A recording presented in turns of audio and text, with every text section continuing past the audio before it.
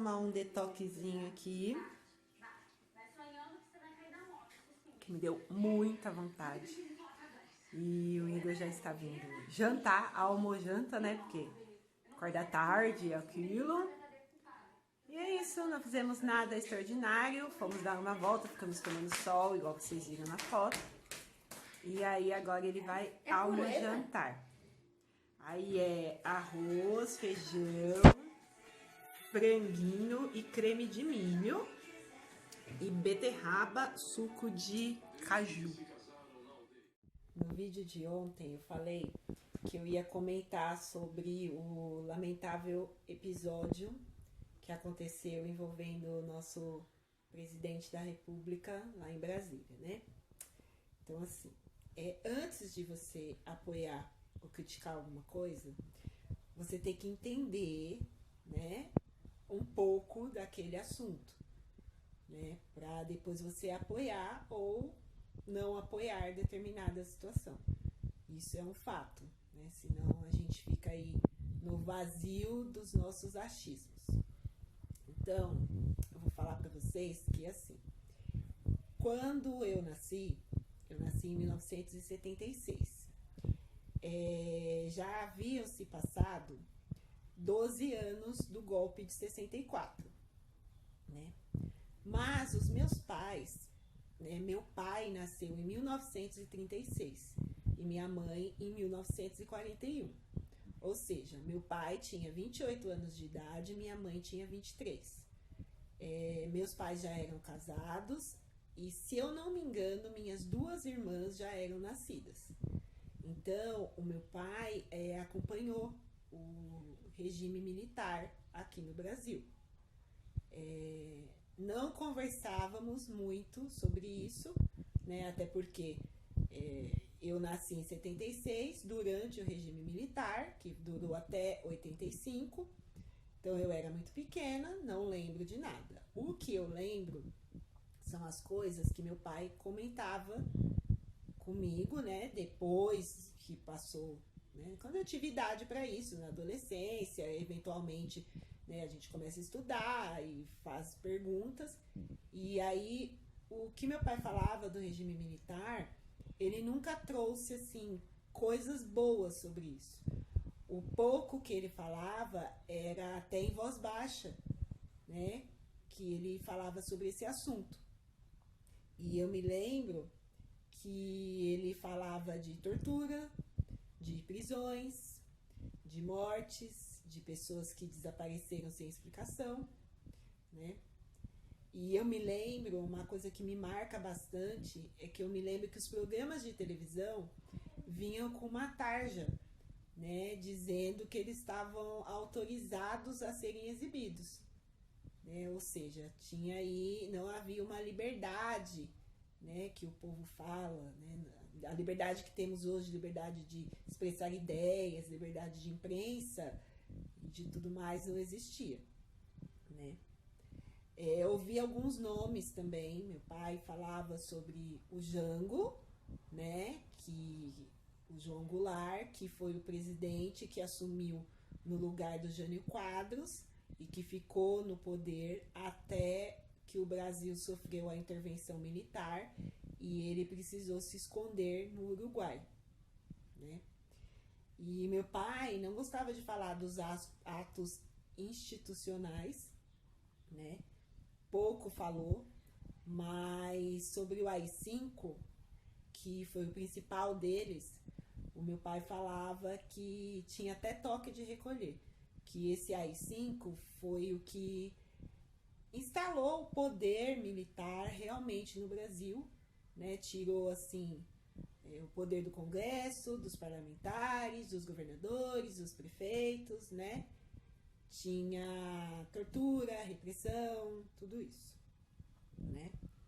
E o que meu pai falava, eu tô lendo aqui, tá? Porque eu fiz tópicos para não ficar falando à toa aqui. O que meu pai falava não era mentira. Basta a gente aproveitar a quarentena e ler. Joga no Google e vai procurar o que foi o golpe de 64, o que foi o AI-5, né? Basta fazer isso, aproveita a quarentena que a gente fica ocioso e vai pesquisar, né? Ver um pouquinho sobre a história do Brasil. E o tipo de coisa que eu vi ontem acontecer em Brasília, o presidente apoiando os manifestantes, né, falando inclusive sobre o AI-5, é lamentável, para não dizer que é criminoso. É um retrocesso, é desumano.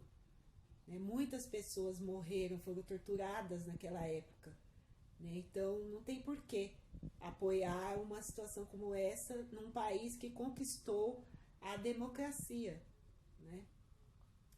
E a intervenção militar vai atingir todo mundo. Tá? Quem votou no Bolsonaro também será atingido. Quem não votou também. Tá? Quem apoia o Bolsonaro também vai ser atingido. As pessoas não vão estar isentas de serem atingidas se houver essa intervenção militar mesmo. Né? E eu prefiro acreditar nessas alturas do campeonato que as pessoas não sabem o que estão falando. Né? Nem sabem o que estão fazendo. Eu prefiro acreditar nisso, que as pessoas são desinformadas e vão seguindo a onda, né? Porque é impossível que alguém que já tem ouvido as histórias e tudo mais, né, consiga apoiar esse tipo de coisa, né? Então, assim, o presidente falou que as pessoas têm que ser patriotas, né? Qual o modelo de patriota que a gente deve seguir? Né? A gente não tem um modelo de patriota aqui no Brasil. Ele seria o modelo de patriota? Basta a gente ver aí. Ontem, inclusive, numa foto que foi postada nas redes sociais pelo filho dele, o filho dele tem um fuzil pendurado na parede, decorando a sala. Então, assim, esse é o tipo de patriota que a gente, né, o exemplo que a gente tem que seguir. Então, assim, é muito complicado. Eu tenho medo desse vírus, né? E tenho mais medo ainda das atitudes do presidente, porque nós estamos lutando contra o Covid, né, 19, né, contra uma pandemia mundial, e também precisamos começar a lutar contra o Bolsonaro 17. E não adianta ele vir a público hoje mudando de ideia, sabe? Falando que defende a democracia, inclusive ele deu até um esporro lá num rapaz que gritou para fecha Congresso, sei lá. Esse assunto não pode ser tratado como uma brincadeira, isso é uma coisa séria, envolve nossas vidas. Então, antes de vocês ficarem batendo panela, apoiando as ideias do presidente, que ao meu ver não são ideias que favorecem a população brasileira, né? Vão pesquisar, tá? Eu aqui não estou me isentando de ter o Bolsonaro como presidente, até porque na eleição presidencial eu não achei um candidato que me inspirasse confiança. Então, o simples fato de eu não ter votado no Bolsonaro e também não ter votado em ninguém ajudou a eleger o Bolsonaro, né? Não de forma direta, né? Mas de forma indireta. Então, isso serve até uma reflexão numa próxima eleição, que a gente também não pode ficar em cima do muro, né? Então é isso sobre o lamentável episódio de ontem, é isso que eu tinha para falar para vocês, tá? É triste, é lamentável e a gente não pode ter na presidência da República alguém que fala uma coisa num dia, age de uma maneira num dia e no outro está falando outra coisa de outra forma. Ou que se preocupa em fazer live o tempo inteiro.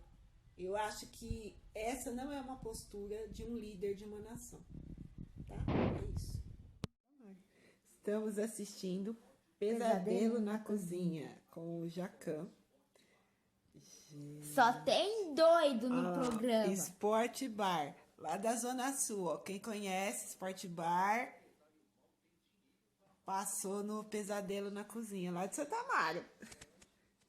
Gente, o programa é muito eletrizante, assim. O Jacan esculacha todo mundo.